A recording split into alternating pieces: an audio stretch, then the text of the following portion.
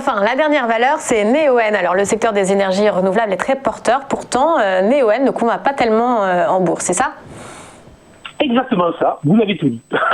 Voilà. Donc, écoutez, alors, justement, j'avais présenté Neoen il y a plusieurs semaines déjà, et j'ai indiqué ce que vous disiez, hein, c'est un secteur qui plaît énormément aux investisseurs, énergie renouvelable. Alors, pour ceux qui ne connaîtraient pas, Neoen, c'est un producteur indépendant d'énergie renouvelable, et c'est même le premier producteur indépendant en France, et il se positionne essentiellement sur l'énergie solaire et sur l'éolienne. Bon.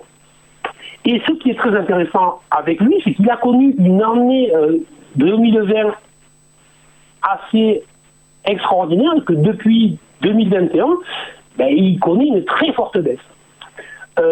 J'avais commencé à me montrer méfiant alors qu'il avait fait un sommet autour de 70. Lorsque j'en avais parlé il y a plusieurs semaines, la valeur était autour de 65-66 euros. Et j'indiquais, attention, potentiellement, on est en phase de repli majeur marqué sur ce titre. Et donc, je ne m'intéresserai à ce titre que si jamais il revenait vers les 55 euros. On est allé vers les 55 euros, et 55 euros ont été franchis sans aucun signal pour se repositionner à l'achat, et la valeur arrive désormais sous les 50 euros. Et là, c'est une zone qui a été largement travaillée entre le mois d'août 2020 et le début de l'année, et c'est aussi la moyenne mobile de 200.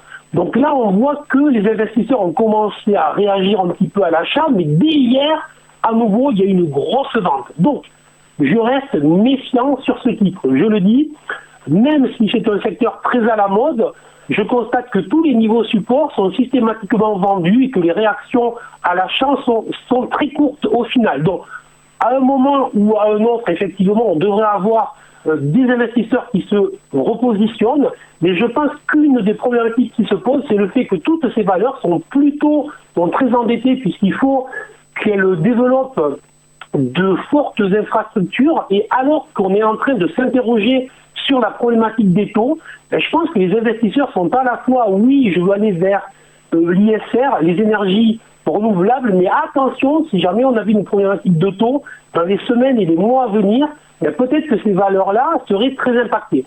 Donc, méfiant, prudent, mais quand même, je surveille, puisqu'on est désormais sur une forte zone de support. Maintenant, je vais attendre des signaux très clairs du volume à l'achat.